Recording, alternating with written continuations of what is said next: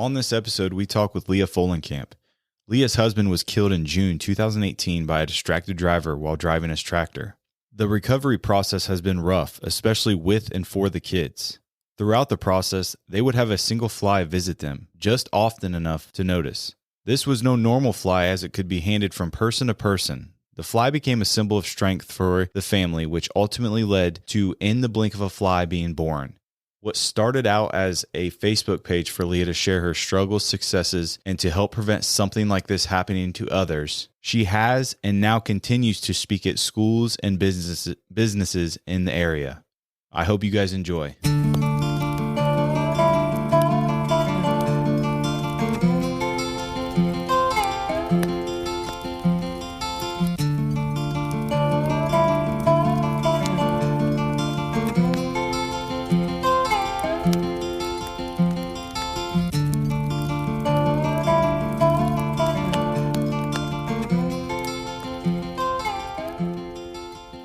So in June of 2018, I was a teacher. John was an engineer and a farmer.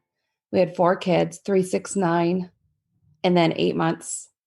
I'd been having foot trouble, so we decided to have a surgery in the middle of June. Had it, knew I wouldn't be able to walk for a couple of weeks, months going into it. And then the very next day, he was farming between 2 fields and was moving equipment on a state route, and was hit from behind from a driver who was on her phone instead of paying attention. Mm-hmm. He was ejected and killed instantly. Mm. So in the matter of like 28 hours, I went from my normal life to being a widow, not being able to walk, and single mom of 4 little kids. It was a quick transition to all of that. Yeah, and you'll get to that, I'm sure, but In the Blink of a Fly is I don't know if you want to consider it a business or the movement or anything. Yeah, I don't know which one, for sure. So, and I didn't start it right away. Mm-hmm. So that first year, I was a teacher. So I had to go back to school and get the kids in school. And it was a transition. And about maybe October, November in that year, I started taking off.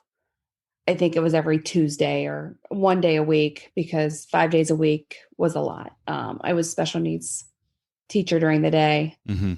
with a lot of intensive kids all day. And then coming home to my kids who obviously had a lot going on too. And it was just too much. So I went down the 4 days in October. And then in February, I took a FLMA leave for 12 weeks. And then went back for like the last 6 weeks of school, and then decided that, you know what, I need to stop teaching, make sure my kids were okay. Mm-hmm. And kind of as a way for me to, you still have adult interaction, not be bundled up in my house by myself with my kids, like woe is me, as a way to like, prevent it from happening to somebody else, and be a way for me to not make good of the situation, because I hate saying that, but that something positive came out of this awfulness. Mm-hmm. So that's kind of when it started. It was about maybe 14 months after the crash. Mm-hmm. I know you say you want to help prevent this from happening. I guess we can all agree the one thing, you even say it yourself, is just to put the phone down and eyes on the road. Is there anything you want to add to that? Just basically anything that you've ever done on your phone is not worth killing somebody over. And when you pick it up when you're driving, you're taking that chance. Mm-hmm. And I mean, it also goes for, screaming at the kid in the backyard or in the back seat, or reaching for something, or, whatever it is that you're doing instead of driving is not really that important. Yes. But not paying attention to driving is really life or death. And a lot of things, people are so focused on the phone, that's a distraction, but there's so many other things. You see people putting makeup on, eating food, doing multiple things at once. It's just like, focus on the road. You're going to get to your point B eventually, or take a break or anything like that. Yeah, for sure. What was something that you had to struggle with the most? Because I know you mentioned that bedtime was really hard. Honestly, just the transition between going from having a partner to doing everything on my own. Mm-hmm. And bedtime was, John would come home because he farmed and he would be home by bedtime. So that was almost my like time off. Mm-hmm. So he would do bedtime and then I could take a shower or, whatever else I needed to do. So that was a time where he was home 98% of the time. And like he had done that for years. So the transition of him not being there and then me taking over and then me also not getting that empty time to like pack lunches and Mm-hmm. take a shower and doing all of that. That was a really, really hard transition. And bedtime is still 3 years later, the worst, Yeah. but we're getting there. Yeah. Did you get any help from family or friends? For sure. Yeah. Not with bedtime because it was 8:00, 9:00 at night, but our community has been amazing. That's awesome. Especially just things like, carpools Mm-hmm. that, because right now, like prime example, my older kids are in Lego robotics and that ends at 9:00 at night. And my two little ones' bedtime's 8:00 at night. And you either have the choice of, okay, do I keep them up and then their routine's off and then they don't fall asleep and then bedtime's worse? Or do these kids not going to do Lego robotics? Or how does that work? Mm-hmm. So we were able to carpool and do all of those things awesome. that I can bring them there and somebody else will take them home to keep the little ones on somewhat of a schedule. Mm-hmm. Definitely awesome to have that support. So going back to the nighttime routines and stuff, what are some things that did you just have to gut it out and just do it? I mean, obviously you had to just do it, but what are some things that were going through your mind? What are some things that you could tell yourself that could help someone else in that similar situation? Honestly, we kind of tried it all. So they have a blanket that, somebody that honestly, I didn't even know her beforehand, but she knitted blankets of each kid and their dad. So they have that on their bed. They have a teddy bear made of one of his shirts. We sometimes, especially at the really beginning, we would do like, how you can find a face on your phone of all the pictures. Mm-hmm. We would watch slideshows of him. Sometimes we would just distract. Tell me 15 people that you want to invite to your birthday party. Mm-hmm. Tell me 14 games you want to play to kind of just get their mind off of it. Sometimes we'll like listen to ocean music and each kid has a different strategy that works for them. And it doesn't always work, but usually, my third one absolutely 100% needs the pictures, need the stories. The second one needs to be distracted and needs to think about something else. And it just depends on the night. And if they're genuinely missing him or if they're overly tired or all of the above to what we're doing. I mean, we kind of tried a lot of different things, but I don't know, kept track of what worked and put it in the bag of tricks and even did things like, okay, let's get them really, really, really, really tired. Maybe they'll fall asleep faster, but then you get overtired. So there's a balance. Yeah. Just trying to figure that out. For sure. So what about for you? I mean, what are some things that you could tell someone to do if they're in that situation that you had to go through? Like just in general, like mentally. Find somebody that you can talk to. Find somebody that's either has been in a different situation or is in the same situation. If there's people that don't understand what you're doing and why you're doing it and telling you wrong, it's okay to take a break from them. Like that, a constant negative that you're not doing it right isn't going to help you to do it right. So it's okay to step away from people or situations. If there's something that is going to be super uncomfortable and you know that it's going to be super uncomfortable, sometimes it's okay not to go, but you don't want to hold yourself up either. You need to, maybe it's not, you're not going to go to the wedding. You're going to go to something else instead. Or, I have a new group of friends that didn't know him. And that's kind of helpful. Whereas like my old group of friends, if you'd go out with them, they talk about that all the time. And it just wasn't fun because, I kind of want an out from it, like a temporary kind of out, release a temporary from escape. that.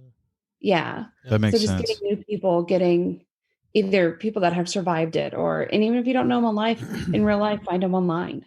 Yeah, that's what we're trying to do here, actually, to build that network of people who we can connect you with someone who's experienced the same thing, or connect someone else with you that has went through the same thing, or in kind of like what you're doing, which we'll get to, is you're going around speaking. And that was one of my questions, is talking about it as much as you can. Has that helped more instead of bottling it up?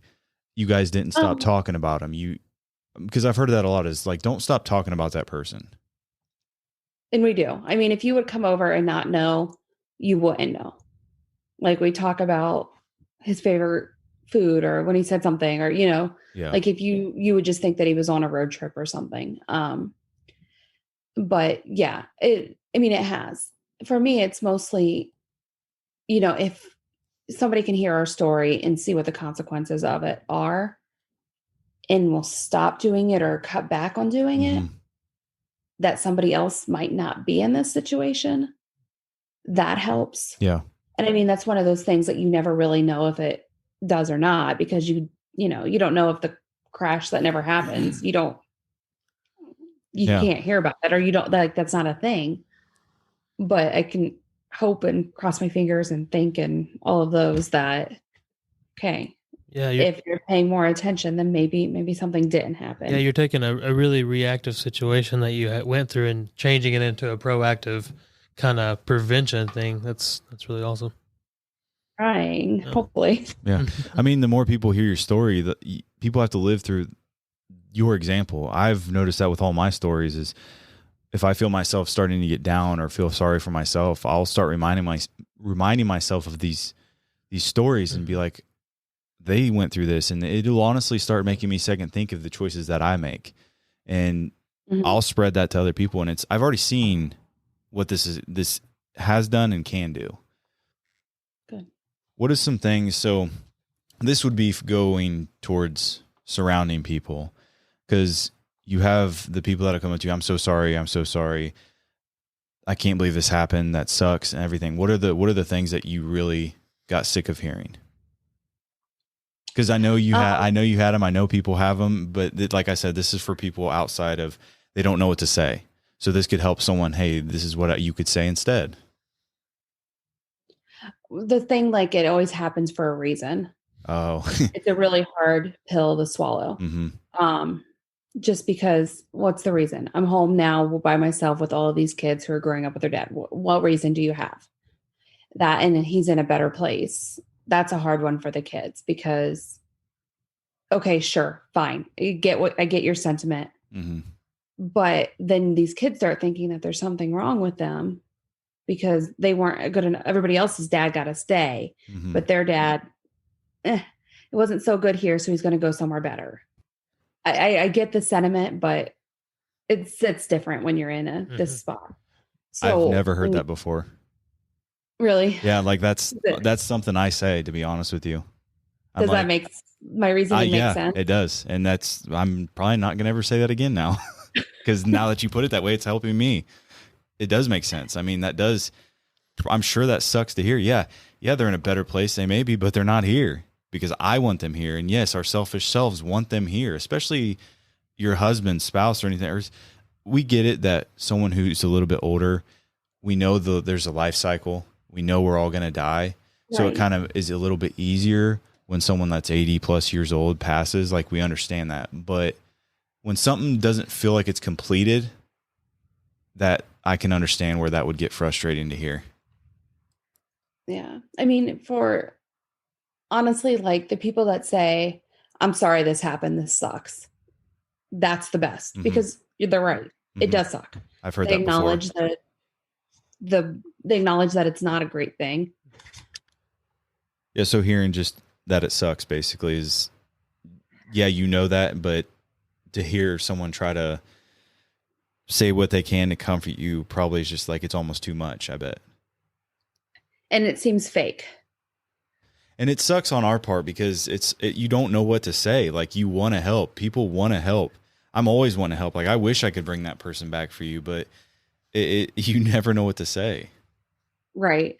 And everybody's a little bit different. And it depends on your relationship Mm-hmm. with that person. I mean, like if you would come up to me and not know me, you're not going to know, Mm-hmm. you know, because some people might be, I don't know, like all of the like platitudes or, and then me does not. Yeah. Just, you know, acknowledge it, Yep. acknowledge that it's awful. That helps. Hopefully that helps a lot of people. Yeah, it does. Because I mean, once you acknowledge it, then you can move on from it. Mm-hmm. Because if you don't acknowledge it, then you're questioning it like, am I the only one that thinks this sucks? Because this really sucks. Yeah. Then you dwell on that part. But once you acknowledge it, yep, it happened. Now I can either sit in it or I can go on. Mm-hmm. But that acknowledgement matters. And until you become okay with that, it's a whole thing. Makes sense. Yep. So what are some other hard things that people that you went through that someone going through something similar could expect? What were some of the hardest things? Are still some of the hardest things, I'm sure. I know this is silly, but people will say like, well, you know, you should just do it like XYZ.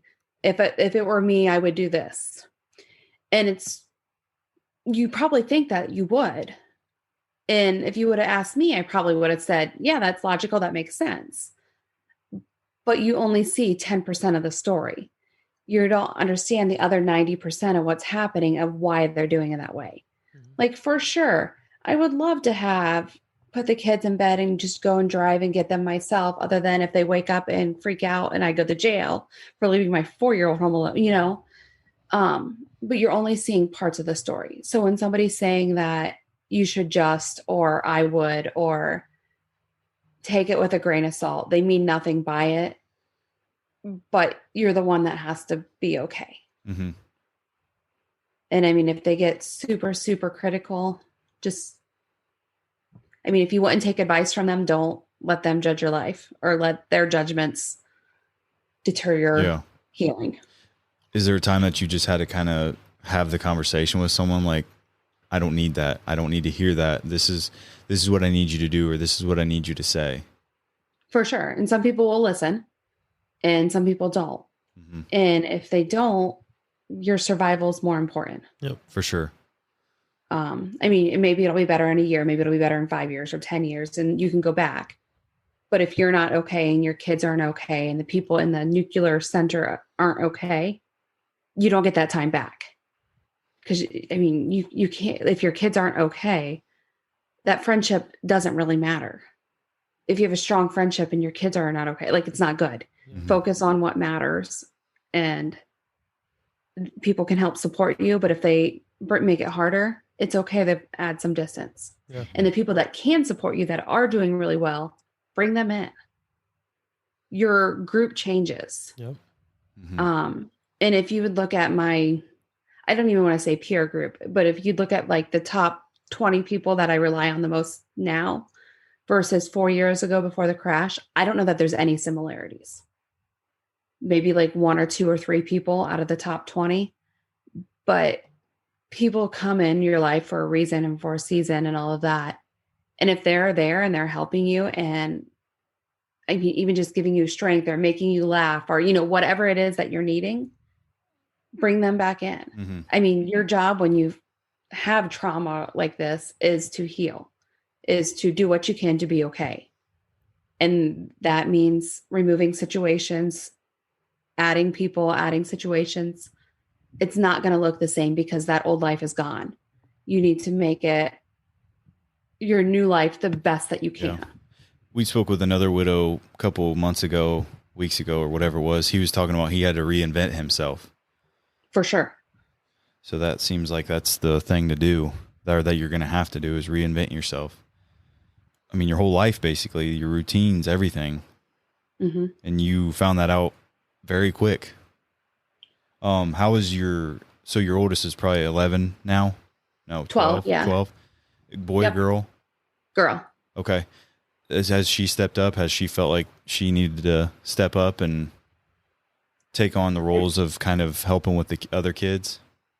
She definitely has. I don't know if that just evolved or if she felt she needed to or not. I don't know, but she's definitely very, very, very helpful. She still has some of that whole sibling rivalry for sure. 100%. That doesn't go away, but I mean, she's awesome. That's awesome. And now she's getting to the point where like she can pick out their clothes in the morning, and then I just have to get them dressed. Like, as silly as that sounds, it's huge. Yeah. That's good. So one of the biggest questions I'd like to ask is, and in some of these situations, if someone told you before this accident that this is about to happen, do you think you will make it through? What would be your answer? I mean, you have to. Yeah. I think if I didn't have my kids, it would have been a lot harder. Mm-hmm. I mean, there's more stuff to do because you have kids and it's harder to keep on the day-to-day stuff, but your motivation's there. I mean, like, they lost a parent. Mm-hmm. They only have one left. You can't turn to crap. Mm-hmm. You have to step it up to, you're not going to fill both shoes, Mhm. Yeah. but you have to do what you can to make them okay. Mm-hmm. Now, if they would have all been killed in the crash, John and my kids, I don't know. I would like to say yes, but I don't know. Yeah. I've heard that from, I mean, even from my aunt when she lost, he was 4 months old to SIDS. And she said, my kids basically saved me. They kept her occupied and helped her out, get through it. Yeah. And I mean, you're busy enough that you don't have time to sit and cry and woe me, Mm-hmm. which is probably very helpful. I mean, that was leading up to my next question. Do you suggest just letting it out as much as possible whenever, or is there a time and a place to hold it in? It just depends on what you need. Mm-hmm. I mean, like, I don't think that there is a day that I would answer that question exactly the same as the day before. Different times of the year are harder. Even different times of the day are harder, depending on who you're around. It just depends. I mean, don't bottle it up that when you do explode, it's awful. Mm-hmm. But decide what that outlet is. And what are And some try of your, and build that in. yeah, what are some of your outlets? Oh, I don't know. Just whatever works. Yeah. Whatever it makes just you depends feel on the better day. all the time. Yeah. Is there one thing that works for the family or for you specifically more over another? Definitely going new places, getting out of your routine. I don't know. Gotcha. Sometimes it's just mindlessly scrolling. Sometimes it's going outside. Sometimes it's just going to bed. It just depends. Mm-hmm. I can't say that I have a standard. It used to be walking before my foot surgery, but that kind of threw a wrench in the pot. threw a wrench in my life. Yeah. But just kind of whatever. That's some serious adversity. that having not able to walk and then that. And can you look? I just always say, like, if somebody was writing a book, they would have some great plot twist in there. Like, it seems like, well, what else can we throw in? Have you thought about writing a book? Yeah, but I don't know that I have it in me right now. Gotcha. I don't like all of the like mechanics of it and the actual, like, I can write a post Mm-hmm. and I can write a series of posts, but actually making it into chapters that they have to relate to, I don't know if I have that in me. Maybe someday. Yeah. We'll take all those posts and make each one a chapter. Maybe. Put it in but it has to be logical order. There you go. I've checked that out one day. I don't know. Maybe. Is there anything you want to add to that, or do you want to move on to I want to talk about this fly. Yeah. Crazy, huh? Yeah. So maybe I'm going to say a week or two after the surgery, somebody that worked with John had come over and was talking about, like the paperwork and cleaning out his desk and all of that stuff. And while we were talking about him, a fly was coming over and she was the first person that I said it out loud to. So it happened almost from day one, but I thought I was crazy because, right? Well, you hear birds and stuff. I have heard cardinals. I've heard finches. I think that's what they're called. Yeah. I hear about birds showing up every day, but I never heard of a fly. And I've heard of it more now. Like I'm not the only one that has this. But whenever, like that first time, whenever we were talking about him, a fly would come over. Whenever we were talking about something that he would not be interested in on a normal day, go away, talk about him, get it, come back. I'm like, this is a thing. I swear this is a thing. And it's happened. It's still happening. We're at a little over 3 years now. Christmas morning, there's a fly. And it's not just because there's not like 100 flies that you think, But are there I'm going to even go outside in a flies? pig barn and there's 7,000 flies. Are there even flies in the winter? Not normally. Yeah. I didn't think Yeah. so. No, I mean, it's just one. And it's like, it'll land on the kids. Like they can have it on their arm and go take a bike ride and it'll stay on their arm. Wow. And then eventually it'll fly away. So it's not like they killed it and smushed it down. And so, I mean, for me, I always think of it as a symbol of strength because if you think of a fly, they can survive in the shittiest situations. Yeah. And they can thrive in the shittiest situations. And this is pretty shitty. Because I mean, you wouldn't want this for your wife. You wouldn't want this for your daughter. You wouldn't want this for your mom. Like, it's not something that you want. Mm-hmm. But a fly can survive. So can I. That's pretty cool. I mean, it's helped a lot. And it shows up like when you need it to. Mm-hmm. But I could never say, oh, I hope a fly lands on my nose right now. And then it would. It's not that kind of thing. Like I can't will it to happen. It just sometimes does. Not every day, not every week, but enough that I probably have a couple hundred pictures of flies on my phone. That's really cool. It just makes me wonder about things like that. Just like godsends like that. So where have you went with this? So look, you have a Facebook page and everything. With the blink of a fly things. Mm-hmm. So we have our Facebook page, and that's probably where we're the most active at. Mm-hmm. We have a website, in theblinkofafly.com. And then we also have done like t-shirts. And the thought process behind that is, when you hear something, you're probably going to forget it. And it takes like between 17 and 30 times of seeing something in different contexts before you actually remember it. So all of the shirts have the eyes up or eyes up, phone down. So if you see people wearing them randomly, it's just a reminder. Mm-hmm. We have yard signs. So when you're driving, you'll see it, and it's a very plain design so that you can read it quickly. Yeah. We have a billboard that travels around the area. Hopefully to get that message out. Yeah. So you said, what was that? The number? How many times to see something? It's between 17 and 32. Okay. Before you'll remember it. Mm-hmm. And if it's the same, like if you hear me talk 17 days in a row, that doesn't count. It needs to be like different mediums. You need to hear it. You need to see it. You need to be unexpecting of it. It has to, like to see all your different sentences. So do you go speak? You speak at schools is what the person that introduced me to you, told me about you. So I've been probably, I'm going to say 20-ish, 30-ish schools, probably 20-ish, and then a handful of businesses too.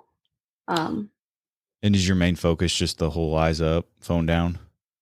It depends. So when I go to high schools, for sure, 100%. Mm-hmm. When I go to businesses, I definitely eyes up, phone down for sure. But also this past, past year, we released a workbook of a guide for when you're gone. And basically it's just a way for you to tell your people what you want. You have your will, you have your trust, you have your power of attorney, and it's not that. It's like, how are you going to pay the electric bill? How can they log in? What's your login? What's your username? What's your password? Handwriting samples to turn it into jewelry. What do you want to wear to your funeral? What songs do you want played? What songs do you not want played? Mm-hmm. What year did you graduate high school? So when something like this happens, they have a guide to fall back on. And like somewhere for you to put all your insurance policies all in one spot. So when I go to adult audiences, I talk about the importance of that and like the importance of telling your people if you want to be an organ donor, because you can say yes on your license and they'll call in, but they still have to ask your family for permission and they can veto it. So communicating those wishes, that it's not just I signed up when I got my license and then never thought about it again. But if you tell your people what you want, when the time comes, they don't have to decide because you already did. That's awesome. That they can focus on surviving, not the other stuff. I love that. That's awesome. Because that's another thing. We had someone on, she lost her dad to COVID, and she said it was so seamless how he had everything set up for them, that it made it so easy on her mom. And that's something a lot of people miss, because when I was in the military, especially, people had their ex-wives and ex-girlfriends still as their next of kin to receive all of their benefits. I mean, even you did it probably because you signed up at the beginning of military, but you got to keep doing it and pay attention to it. It's stuff. Yeah. It's stuff we don't want to talk about or think about or anything like that, but you have witnessed it firsthand. It can be gone in the blink of a fly, an eye, whatever we want to call it. Yeah. So that's important. I like that. I'll have to check that workbook out. Where can we or listeners find that workbook? shopintheblinkofafly.com. Awesome. And then with it, like the people that get the workbook, I kind of do what you guys are doing, except we do it through Facebook Live. So we have a little private Facebook group. And I've had like a lawyer on.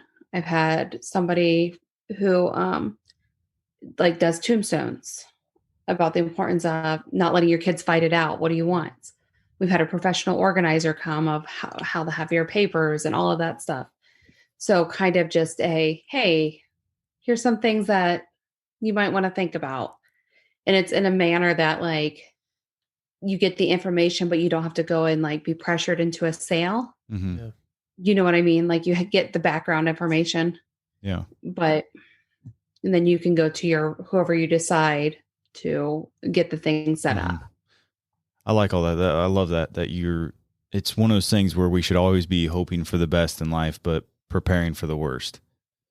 Just kind of a prevention thing and a proactive, not reactive, because if we were reacting to this, it's going to be a lot worse. I appreciate that. Yeah. We'll have to put your website and everything on the post, because that's a lot of good stuff. I mean, I might even suggest you maybe come into our organization. We'll have you maybe come. I don't know how often you do it or how someone can reach out to you to have you come out. Just send me a message. It depends. Nights are harder than during the days, but we're flexible-ish. All right. Well, it might be something to have you come out or something on one of our training days or something, especially for field guys, construction field guys. It's something I don't think they think about. Yeah. I'd say the vast majority of people don't really think about that because, one, like you said, it's uncomfortable. Like, who wants to talk about those things? But that's one of those things that you probably need to talk about. Like you said, it's very important, and it makes it easier for your next of kin. I mean, with all the pressure that's going on at that time, obviously losing someone, and then then everything drops on them of getting the funeral set up, getting all those things in order and stuff. So yeah, that would be definitely a good and I mean, resource. Yeah, if they know what you want, they don't have to question it in 2 years if they made the right decision. Because it was already done. Definitely. You had in here, you partner with the local farm bureau for Share the Road campaign. You want to talk a little about that? My question on that is, what are the most busy times when farmers are out mostly? When are harvest times, I guess? Fall and spring. Fall is harvest and spring is planting. But John's crash was in June. So, I mean, you have in the summer too with baling and spraying and all of the things. So there's not really a time of the year where you don't have to pay attention because you just don't know. For sure. But it's definitely busier in the fall and spring. Basically what you're saying is, don't ask that question. Just pay attention to the darn road. Always pay attention. Always pay attention. Yeah, because it's tricky. They go so slow. Yeah. And then, you look down for 10 seconds and you've traveled half a mile, and all of a sudden there's that hill. There they are. It's not like the car that's driving the same speed or close to the same speed as you. You approach them a lot faster. And that's what makes it so dangerous. And I respect farmers for sure. Look, people get so frustrated when they get behind a tractor. It's just like, they're doing a job for us. I mean, that's a frustrating part for me. And I'm sure it is for you. Yeah. It is. I mean, nobody wants to be behind a tractor for 10 minutes. Yeah. But speeding around them, having a crash and killing somebody is going to take a whole lot more than 10 minutes out of your day. Absolutely. Oh, yeah. Absolutely. I mean, that's a lifetime thing. Just hold on. Mm-hmm. If you want to turn and take an alternate route, that's okay. Just wait. They don't want you behind them any more than you want to be behind them. Yeah. And that's the thing. And you have to really pay attention, because they're not just turning on the roads, they're turning into fields. Mm-hmm. And most farmers will pull over as much as possible to let you get by, because they don't want an impatient driver behind them either. Mm-hmm. But just hold on. Yeah. Just chill. Yeah. Being in a hurry is not going to save you any time if something happens. Mm-hmm. I wish there was a way to get people to start thinking more in the future. I know we don't want to be in the future and think about it and plan about it because we don't know if we're going to get it. But sometimes in these certain instances, we almost need to hope and wish people could be like, if I make this choice, what could come from it? And that's where all these stories can come from. So if I pick up my phone right now and I'm on a country road, if I'm not paying attention, I just listened to Leah's story and I could kill a farmer. Mm-hmm. For sure. And or the kid chasing the ball into the road, or hit a pothole and lose control. Or it's not just farmers. It could be literally anything. Definitely. Or you could have another driver having a heart attack and they swerve to the wrong side, and there you go. I mean, it doesn't really ever not be a good idea, or, it's never a good idea. Definitely.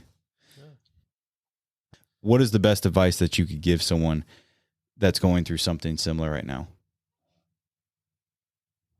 Minute by minute, day by day, hour by hour, just make it. Focus on the good. Do a journal of all the good things that happen. Just because when it's so chaos, like, you forget things. Mm-hmm. Mm-hmm. But if you just write down every little good thing that happens, you kind of train your mind into seeing the positive instead of the negative. Yeah. And then you can see those patterns of what you're writing down. And then once you see those patterns, you can figure out how to get more of that into your life. Awesome. Yeah, that's good. You find out what works and what didn't. Yeah. Awesome. Well, I definitely appreciate your time and you sharing the story, and glad we finally got to get you on.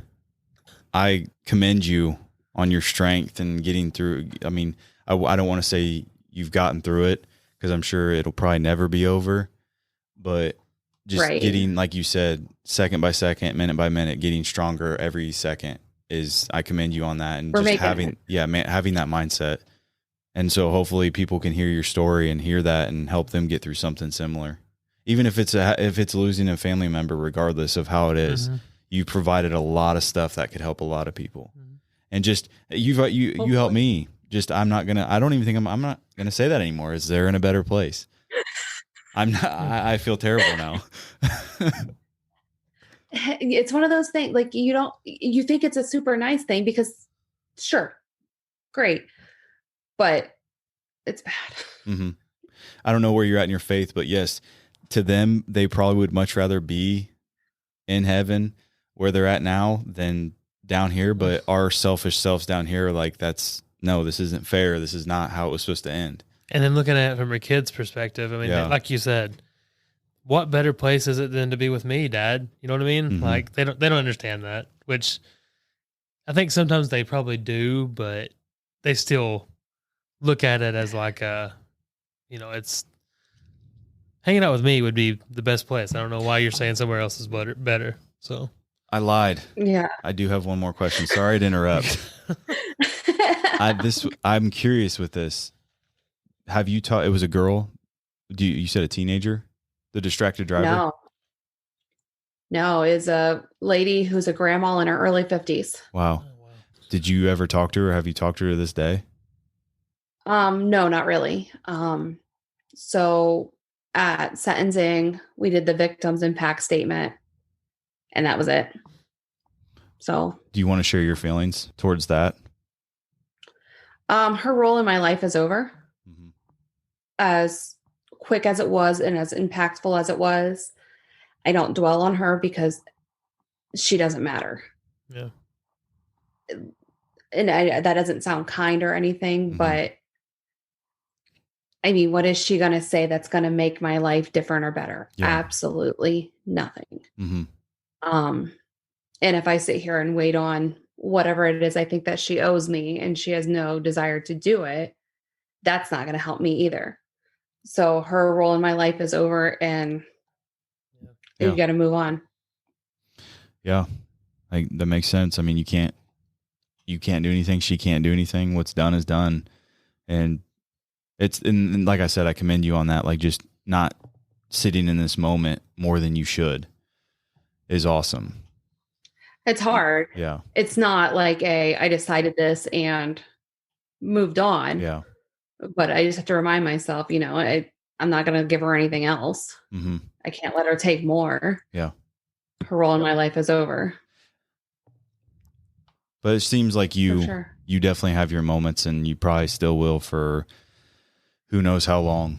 But we're here if you ever need to talk. If anybody comes to us to want to talk to you, I'm sure you're completely fine with chatting with them, and we can connect you guys. Yeah, for sure. Just look me up. Yeah, definitely. And we'll look up having you. Fly. Yeah. So again, I appreciate your time tonight. Okay, perfect. Awesome. Right. Thank you so much. No problem. Thanks. Enjoyed it. Have a good night. All right. Have a great night. Bye. I hope you enjoyed the conversation with Leah. What a tragic experience that family endured and continues to battle every day. But it is always amazing to hear the strength gained from adversity and loss of this magnitude. If you want to connect with Leah, follow her Facebook page in the blink of a fly. Send her a message to connect or have her speak at your organization. Also, visit her website, shopintheblinkofafly.com. You can find shirts, signs, and window decals that she was talking about in the episode. And remember, eyes up, phone down, no matter what. You never know. You never know if a kid, an animal, a pothole can just pop out of nowhere. A tractor that has someone's father driving it. Just please, we ask, eyes up, phone down. Thank you for listening.